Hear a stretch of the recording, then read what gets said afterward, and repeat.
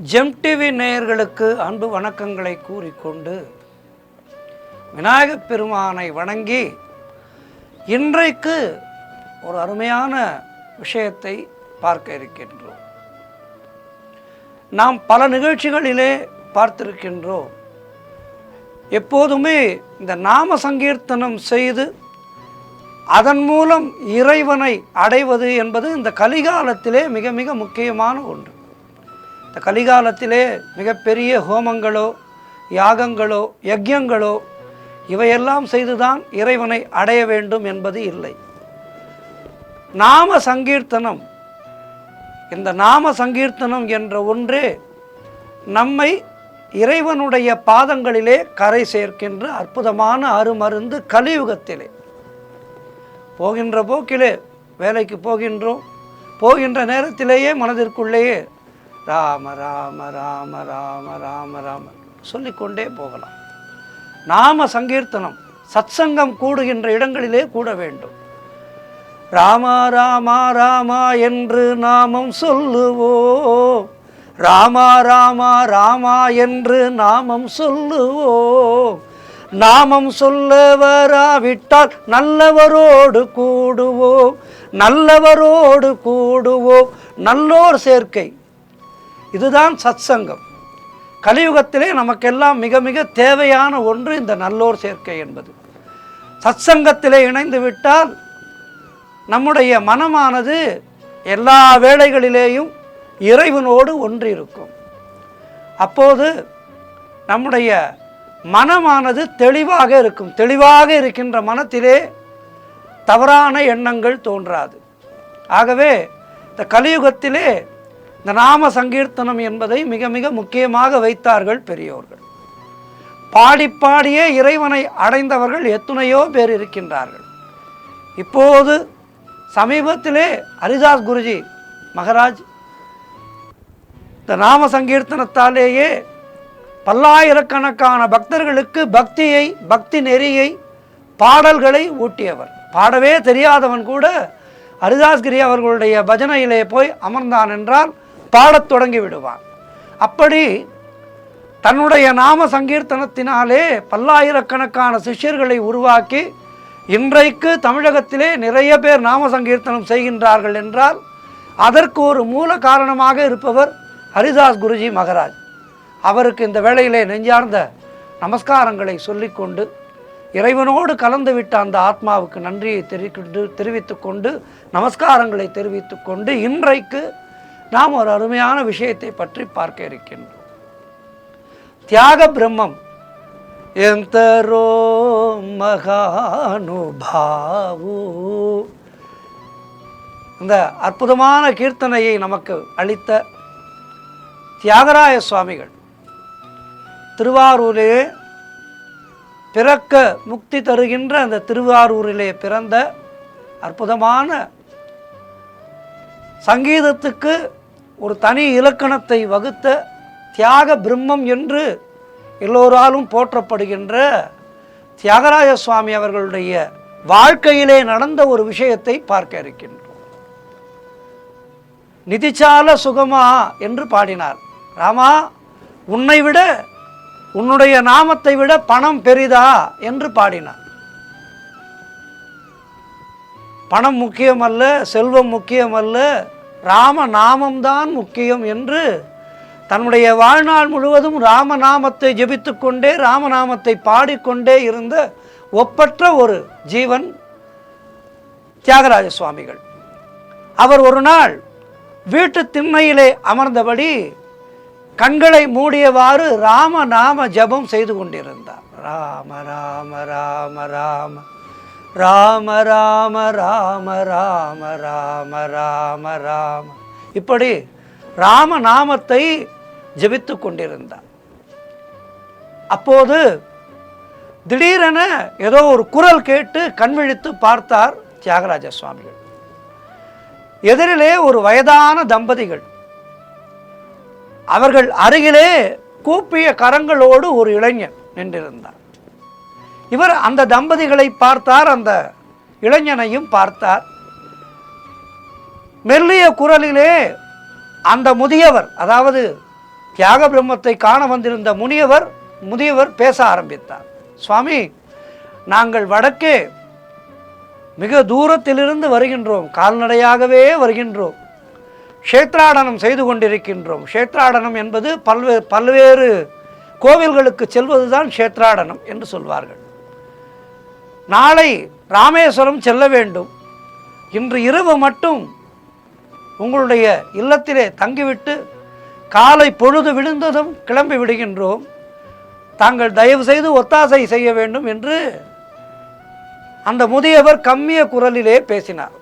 அப்போதெல்லாம் எல்லா இல்லங்களிலேயும் வீட்டு வாயிலே திண்ணைகள் இருக்கும். அக்ரஹாரத்திலே பார்த்திருக்கலாம், கிராமங்களிலே எல்லாம் எல்லா வீடுகளிலேயும் திண்ணை வைத்திருப்பார்கள். திண்ணைகள் எதற்காக? இப்படி கால்நடையாக வருபவர்கள் இரவு பொழுதிலே நடக்காமல் கண்களிலே படுகின்ற திண்ணையிலே படுத்து கொள்ளலாம். யாரும் ஒன்றும் சொல்ல மாட்டார்கள் அந்த காலத்திலே. இதை நாம் பல்வேறு அந்த பழைய காலத்து விஷயங்கள் எல்லாம் எழுதியிருக்கின்றார்களே, அந்த குறிப்புகளிலே இதனை பார்த்து தெரிந்து கொள்ளலாம். யாரிடம் அனுமதி கேட்க வேண்டிய அவசியம் இல்லை. எந்த திண்ணை நமக்கு சௌகரியமாக இருக்கின்றதோ திண்ணையிலே படுத்துக்கொண்டு காலையிலே எழுந்து சென்று விடலாம். இல்லை, இதனை எல்லா இல்லங்களிலேயும் ஒரு திண்ணையை கட்டி வைத்து தர்மத்திற்கு செய்து கொண்டிருந்தார்கள் ஒரு காலத்திலே. ஆகவே இந்த வயதான தம்பதியினர் வாசலிலே தியாக பிரம்மம் அமர்ந்திருந்த காரணத்தினாலே அவரிடம் இதனை கேட்டார்கள். அந்த தம்பதிகள் அழுக்கு படிந்த உடைகளோடும் முகத்திலே களைப்பு, வாட்டம், பசி தெரிந்தது. அந்த தம்பதிகளுடைய முகத்திலே வாட்டம் தெரிந்தது, பேச்சிலே ஒரு ஆயாசம் இருந்தது. இவற்றையெல்லாம் தாண்டி அம்மூவரின் முகத்திலே இருந்த தெய்வீக அம்சம் தியாகராஜ சுவாமிகளை என்னவோ செய்ய அவருக்கு ஒரு விதமான பக்தி மயக்கம் ஏற்பட்டு விட்டது. இவர்களை, இந்த தம்பதிகளை பார்க்கும்போது, அந்த இளைஞனை பார்க்கும்போது தியாகராஜ சுவாமிகள் அவர்களுக்கு ஒரு பக்தி மேலுணர்வு ஏற்பட்டது. ஏதோ வெகு காலம் பழகியவர்களை பார்ப்பது போல்தான் பார்த்தாரே ஒழிய புதிதாக வந்தவர்களைப் போல் தெரியவில்லை அவர்களை பார்த்தது. ஒரு கணம் நிலை தடுமாறித்தான் போனார் நம்முடைய தியாக பிரம்மம். பிறகு மெரிதான புன்னகையோடு கைகூப்பி அவர்களை வணங்கி, அதற்கென்ன, தங்கிக் கொள்ளலாம், இரவு போஜனம் செய்துவிட்டு நிம்மதியாக தூங்குங்கள் என்று அவர்களை உள்ளே அழைத்து சென்று அமர வைத்தார். பின்னர் அடுக்களையை நோக்கி உரத்த குரலிலே, கமலா, குடிக்க தீர்த்தம் கொண்டு வா என்றார் தியாக பிரம்மம். அடுத்த கணம் தீர்த்த சொம்பு சகிதம் அங்கே வந்த கமலாம்பாளின் கண்கள் அங்கு அமர்ந்திருந்த புதியவர்களையும் முதியவர்களையும் கண்டு வியப்பிலே விரிந்தது. தியாக பிரம்மத்திடம் விசாரித்தார், யார் இவர்கள் என்றார். மனைவி கேட்டால் உடனே பதில் சொல்ல வேண்டும் அல்லவா? தியாகராஜனுடைய குரல் கமலாம்பாளை பார்த்து, கமலா, இவர்கள் நமது விருந்தாளிகள், இன்று நம்முடைய இல்லத்திலே இரவு தங்க இருக்கின்றார்கள், ஆகவே இரவு உணவை இவர்களுக்கும் சேர்த்து தயார் செய் என்று சொல்லி கட்டளையிட்டார். தீர்த்த சொம்பை அவர்களிடமிருந்து வாங்கியவாறே இயல்பாய் பேசினார் அவர். அடடா, வீட்டிலே 2 பேர்களுக்கு கூட போதுமான அரிசி இல்லையே, இப்போது 5 பேர்களுக்கு உணவு தயாரிக்க வேண்டுமானால் அரிசிக்கு என்ன செய்வது? பக்கத்து வீட்டுக்கு சென்று அரிசி வாங்க வர வேண்டியதுதான் என்று மனதுக்குள்ளே நினைத்தவாறு கமலாம்பாள் அங்கிருந்து நகர்ந்தார். தன்னுடைய வறுமையை வெளிக்காட்டிக் கொள்ளவில்லை. புன்னகையோடு அவருக்கு தலையசைத்து விட்டு அடுக்களையை நோக்கி விரைந்து சென்றார் தியாகராஜ சுவாமிகளுடைய மனைவியான கமலாம்பாள். போன வேகத்திலேயே அங்கிருந்த பாத்திரங்களிலே இருந்து ஒன்றை கையிலே எடுத்து, பின் அதை யார் கண்ணிலும் படாமல் இருக்க புடவையால் மறைத்தவாறு அங்கிருந்தே வெளியே வந்தார். அந்த கணம் அந்த சிறிய கூடத்திலே அமர்ந்திருந்த அந்த முதியவரின் குரல் அவளை தடுத்து நிறுத்தியது. அடடா அம்மா, எங்கே செல்கின்றீர்கள்? எங்களுக்காக சிரமப்பட வேண்டாம், எங்களிடம் வேண்டிய அளவு தேனும் தினை மாவும் இருக்கின்றது, 2ஐயும் பிசைந்து ரொட்டி தட்டி நாம் அனைவரும் சேர்ந்தே சாப்பிடலாம் என்று கூறினார். கமலாம்பாளுடைய மனதினை படம் பிடித்து காட்டியது போன்று பேசிய அவரை வியப்போடும் தர்ம சங்கடத்துடனும் பார்த்து கொண்டிருக்கும் போதே சற்றும் எதிர்பாராத வகையிலே கையிலே தேனும் தினைமாவும் அடங்கிய ஒரு சிறிய பையை அந்த கமலாம்பாளிடம் நீட்டினார் அந்த முதியவர். தயக்கத்தோடும் சங்கோஜத்துடனும் அதனை பெற்றுக்கொண்ட அவள் உணவு தயாரிக்கும் பொருட்டு அடுக்கலையை நோக்கி விரைந்தார். அன்று இரவு அனைவரும் ரொட்டியை சாப்பிட்டு பசியார தியாகராஜர் அவர்களோடு விடிய விடிய பேசி கொண்டிருந்து விட்டு ஒரு கட்டத்திலே அயர்ந்து உறங்கி போனார். பொழுது விடிந்தது. காலை கடன்களை எல்லாம் முடித்துவிட்டு கூடத்திலே அமர்ந்து வழக்கம் போல் கண்களை மூடியவாறு ராமநாமத்தை ஜபித்தவாறு அமர்ந்திருந்த தியாகராஜர் குரல் கேட்டு திரும்பினார். சுவாமி எதிரே புன்னகையோடு அந்த முதியவர், அருகே அவருடைய மனைவி மற்றும் அந்த இளைஞன். அந்த முதியவர் தொடர்ந்தார், ரொம்ப சந்தோஷம், நாங்கள் காவேரியில் ஸ்நானம் செய்துவிட்டு அப்படியே கிளம்புகிறோம். இரவு தூங்க இடம் கொடுத்து வாய்க்கு ருசியாய் ஆகாரமும் கொடுத்து அன்பாய் உபசரித்தமைக்கு மிக்க நன்றி என்று கூப்பிய கரங்களோடு அந்த முதியவர் சொன்னார். அருகே இருந்த மூதாட்டியும் இளைஞனும் அவருடைய வார்த்தைகளை ஆமோதிப்பது போல தலையசைத்தவாறு நின்றிருந்தனர். சொல்லிவிட்டு மூவரும் அங்கிருந்து கிளம்ப தியாகராஜனும் அவர்களை வழி அனுப்பும் நிமித்தமாக அவர்களோடு வாசலுக்கு வந்தார். எப்போதுமே வீட்டுக்கு ஒரு விருந்தாளி வருகின்றார் என்றால் அவர் வரும்போது புன்னகையோடு அவரை மலர்ந்த முகத்தோடு வரவேற்க வேண்டும். வரவேற்று உடனடியாக அவர்களுக்கு குடிக்க தண்ணீர் கொடுக்க வேண்டும், ஜலம் கொடுக்க வேண்டும். அதேபோல் அவர்கள் நம்முடைய இல்லத்திலிருந்து கிளம்பும்போது அவர்களை வாசலிலே வந்து வழி அனுப்புவதுதான் நம்முடைய மரபு. அதனை மிகச் சரியாக செய்தார் நம்முடைய தியாக பிரம்ம சுவாமிகள். அவர்கள் செல்வதை மிகுந்த கவலையோடு இவர் பார்த்து கொண்டே இருந்தார். தியாக பிரம்மம் அந்த வயோதிகர் ஸ்ரீ ராமனாகவும், அந்த மூதாட்டி ஸ்ரீ சீதையாகவும், அந்த இளைஞன் ஸ்ரீ ஹனுமனாகவும் தோற்றமளித்தார்கள் தியாக பிரம்மத்துக்கு. தியாக பிரம்மத்துக்கு இனம் புரியாத ஒரு பதைபதைப்பு ஏற்பட்டுவிட்டது. காரணம், அவர்கள் வந்து இருக்கும் போது தங்களை வெளிக்காட்டிக் கொள்ளவில்லை, தாங்கள் யார் என்பதை காட்டிக்கொள்ளவில்லை. இரவு முழுதும் அங்கே தங்கியிருந்து விட்டு காலையிலே புறப்பட்டு செல்லும் போதுதான் இவருக்கு தெரிகின்றது, வந்திருந்தவர்கள் சாதாரணமானவர்கள் அல்ல.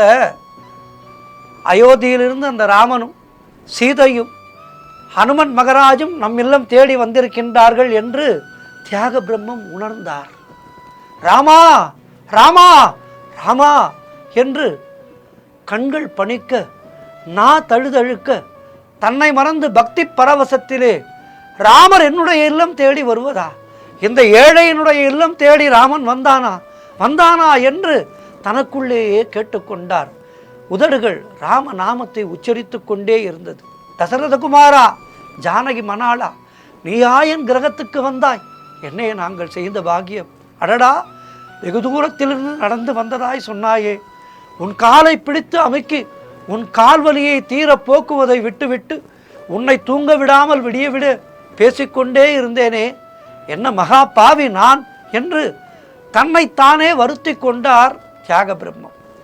என்னுடைய வீட்டிலே தரித்திரம் தாண்டவம் ஆடுகின்றது தெரிந்து ஆகாரத்தையும் கொண்டு வந்ததோடு ஒரு தாய் தகப்பனாயிருந்து எங்கள் பசியையும் போக்கினாயே, உனக்கு அநேக கோடி நமஸ்காரம் ராமா ராமா என்று நடு வீதி என்பதையும் மறந்து கண்ணீர் மல்க கதறி கதறி அழுதார் தியாகராஜர். அப்போது அவர் திருவாயினின்று அனிச்சையாய் வந்த பாடல்தான் சீதம்மா மாயம்மா.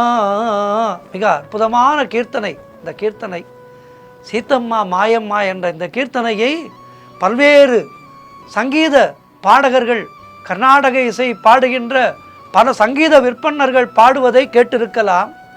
அப்படி ஒரு ஜீவன் இந்த பாடலிலே இருக்கும். இந்த பாடல் ஒப்பற்ற கீர்த்தனை. இந்த பாடலை பிறந்த கதை என்பது இதுதான்.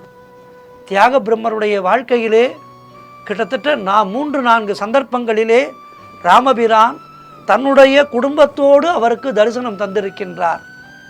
ஆகவே ராமபிரான் ஏழைக்கு இறங்குபவர், தூய பக்திக்கு இறங்குபவர். ராமா என்ற அந்த ஒற்றை சொல் நம்முடைய மனதிலே இருந்து வந்தால் போதும், அவர் நிச்சயமாக நமக்கு வேண்டிய வரங்களை தருவார். கலியுகத்தினுடைய கண்கண்ட தெய்வம் ராமபிரான். அந்த ராமர் சென்ற வழியிலேயும் தியாக பிரம்மம் போன்ற அற்புதமான பக்தர்கள் அவர்கள் சென்ற பாதையிலே சென்று சத்சங்கத்தை நாடி, நான் முன்பே சொன்னது போல் நல்லோருடைய சேர்க்கை என்பது நம்மை நல்ல வழிக்கு இட்டு செல்லும். ஆகவே இப்படிப்பட்ட சத்சங்கங்கள் நடக்கின்ற இடங்களிலே சென்று அவற்றை காதார கேட்டு உடன் பாடி இந்த ஜென்மாவை கடத்தேற்றுவோம். ராம நாமம் சொன்னால் எல்லாமே கிடைக்கும், எல்லாமே கிடைக்கும். கலியுகத்திலே நாம் வாழ்கின்ற வாழ்க்கைக்கு ஒரு அர்த்தம் கிடைக்கும். ஆக ராம நாமம் பாடி இந்த பிறவியை கடந்து செல்வோம். ராமா ராமா தசரத ராமா, ஜெயராமா பரந்தாமா, நின் புகழ் வாழ்க, நின் புகழ் வாழ்க. ஜெய் ஸ்ரீராம். நன்றி, வணக்கம்.